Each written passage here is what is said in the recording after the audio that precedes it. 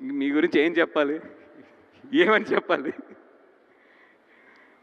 అంటే మనకి car driving ఎంత ఈజీగా చేస్తామో ఎదిగిన తర్వాత బాగా ఎక్స్పీరియన్స్ వచ్చిన తర్వాత ఆవిడ నటన అలా చేసేస్తుంది అంతే. మనం ఇంట్లో బాగా నచ్చిన కూర కలుపుకుని ఎంత ఇష్టంగా తింటామో ఆవిడ డ్యాన్స్ అంత అంత ఇష్టంగా అంత సింపుల్గా చేస్తుంది ఆవిడ.